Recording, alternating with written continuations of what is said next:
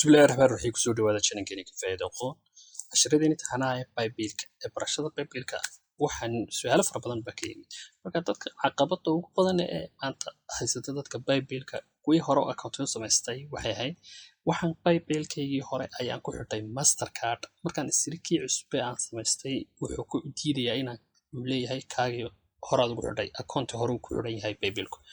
taas waa run oo Bible-ku Mastercard-ka aad leedahay wuxuu ku xidhmaan karayaa hal account oo Bible ah hadda istiraadin mid kale ku xidh uu ku diidayaa waxaan ku soo kama ogolaanayo error ku soo saaraya kabacdi maanta halkiisi taasaad u samaysatid oo caqabada uga gudubtid oo aad u isticmaashid Mastercard-kaaga maadaama dadka badankoodu hal Mastercard oo kaliya haystaan ma ayaan inuu tusaya maanta oo su'aal fara badan comment-ga laga soo weydiiyay maanta ayaan waqti u helay taas marka doonaya inaan tuso marka ugu horeysa waxaad sameynaysaa waxaad soo galaysaa Bible-kaagii hore ee uu ku xidhnaa Mastercard-kaagu hore Mastercard-kaaga hore ugu xidheed soo galaysaa haddii aad password-kiisa ilowday haddii kale waa hawl kale oo taasu oo aanad geli kareynin taasu waxa weeyaan waa inaad sign tiraahdaa forget tiraahdaa haddii ay ku soo recover garayaan oo haddii aad u heshid password-kiisa aad u gashid aad ka saarta marka ugu horeysa waxa weeyaan in aad soo gashid Bible-kaagii hore ee aad ku xidhay Mastercard-kan aad doonaysid inaad isticmaashid kabacdi login baa noqonayaa waxaan leeyahay koonto fara badan marka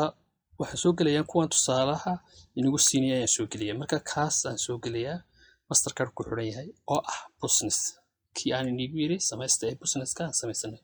marka saas login ee casharkii hore aan ku baranay suuqda online shopping-ka suuqda online-kaas gmail-kaas oo balance-kiisu zero yahay information-kiisu yahay oo ah marka Bible-ka doonaysid nooca aad samaysanaysid balance-ga aad helaysid haddii aad samaysatid balance-ga aad arkaysid waxna diri karaysid markaad halkaas soo gashid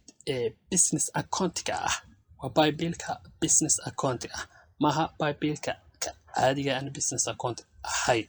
marka kii Bible-ki business account-ka markaad soo samaysatid doonaysid inaad amba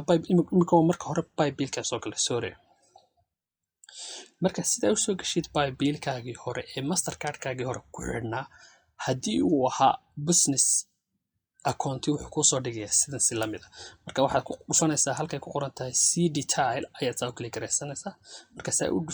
u klik garaysid bartaas wuxuu ku soo dhigayaa Mastercard-kaagii ku xidhnaa marka Mastercard-ka ku xidhan waa kan kabacdi hoos ayaad u soo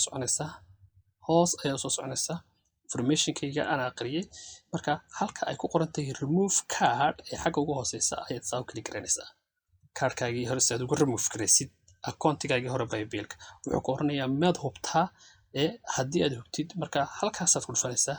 remove this card waan hubaa ka remove garee sida ugu fudud ee looga remove gareeyo Bible-kaagii hore weeyaan account-gaagii hore ayaad saa uga remove garaynaysaa marka saa ka uga remove garaysid aad ka saartid imika kama remove garaynaya kayga marka saa uga remove garaysid saa uga saartid ka baxayaa kan kabacdi waxaad ka soo baxaysaa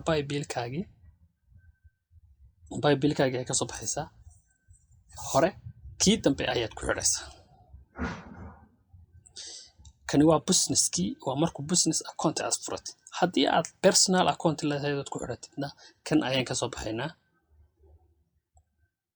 markaad kii soo gashid personal account-gaagii ee aan dibadda ka soo samaysatay ama ka Soomaaliya imika kama shaqaysanay noocan oo kale Soomaaliya kama samayn kartid oo waxay kaga kala duwan yihiin send and receive giving buu leeyahay Kenya ugu dhow meesha ugu dhow aad ka samaysan kartid iyo wixii dibadda aad ka soo samaysatay marka soo gashid personal account-kana sida looga saarayo Mastercard-ka ayaan ku baran doonaa casharkeena marka soo gashid Mastercard-ka aad soo gashid waxaad tagaysaa aad samaynaysid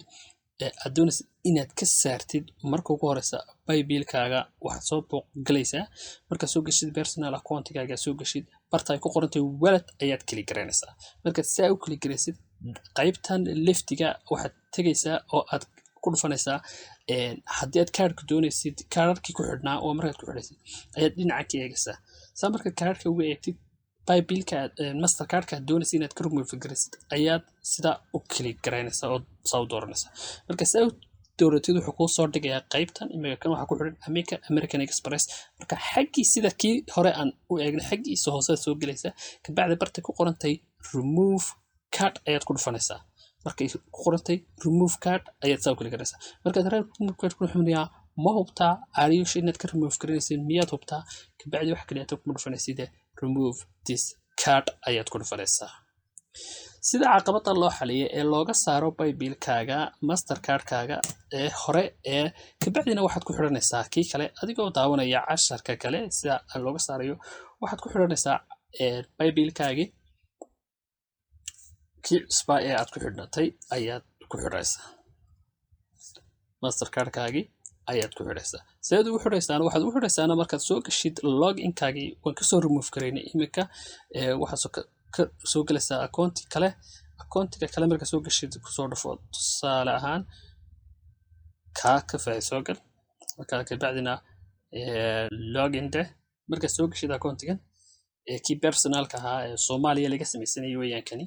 oo qayba qaabkan oo kala u dhigma markaas halkaas weeladkaad ku dhufanaysaa wataas weeladkii marka ka saaraysid kabacdina card remove ka wax card kuma xidhna kabacdina halka ay ku qorantay link card ayaad ku dhufanaysaa markaad link card ku dhufatid kii cusbaa ayaad samaysay doorsiin inaad paybill ku xidhatid kabacdi waxaad gelinaysaa paybill information kaagi kabacdina waxaad ku dhufanaysaa linkin sidaas aad ugu xidhan karaysaa sidaas aad ugu remove garan karaysaa paybill-kaagii hore ka cusubna aad ugu xidhan karaysaa halkaasaan kasoo gudbiyay tutorial-kaagi fadlan like share iyo su'aalaad ka qabtidna comment-ka soo qor. Assalaamu calaykum waraxmatullaahi